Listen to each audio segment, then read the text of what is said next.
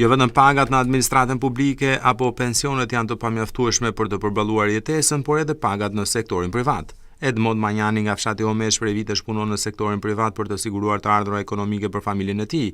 Edmondi është rikthyer edhe bujqësisë pasi me pagën që merr e ka të pamundur të përballojë të gjitha shpenzimet. Sipas tij, çmimet shumë të larta kanë bërë që jetesa të vështirësohet sidomos për familje që kanë fëmijë për të shkolluar. Nisur nga kjo, mundësia e vetme i mbetet bujqësia për shtimin e të ardhurave familjare. Dinjeta e punës në fshat pos punove me 400.000 lekë rrug nuk përballohet. Plus kësaj që ka me dy edhe plesht, atë mamin dinon e kam të smun që ka hum me marrin është me shemi që thonë të doktorat, pensionja saj nuk më lo ilaçet e veta. Unë me thonë kam pasë kam dhe mota që i kam një nga Italia, u kam bërë ca vizita në një nga Italia që i kam mamit, të shit të funit që e pat para i viti, më thanë mos e bjerë mase, nuk kemi qaj bëm.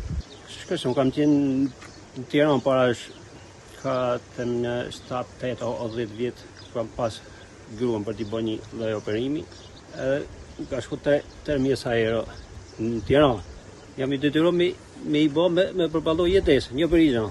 Nga ana tjetër, Edmondi thotë se nënën e ka të sëmurë, por bashkëshortja që kujdeset për të nuk merr shpërblim për kujdestarin. Kjo sipas Edmondit vështirëson më shumë gjendjen ekonomike, pasi bashkëshortja nuk mund të bëjë punë tjetër. Po kemi shkojmë interesua, ama na thanë që kësaj nuk i tako. Ai pysi ka humbë me morë, nuk edhe mu vetë, po të vishta pysi se kush o ki, nuk e mjef fare as mu.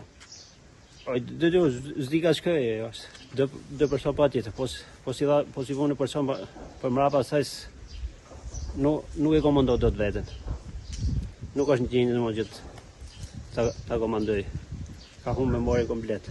Kujdesi ku jam unë punë, kujdesi ku nëse që kujdesi që merret me da. Mi i bo shërbim. Kryefamiljari Edmond Manjani shpreson që situata në vendin tonë do të ndryshojë dhe të gjithë të trajtohen denjësisht sipas standardeve evropiane.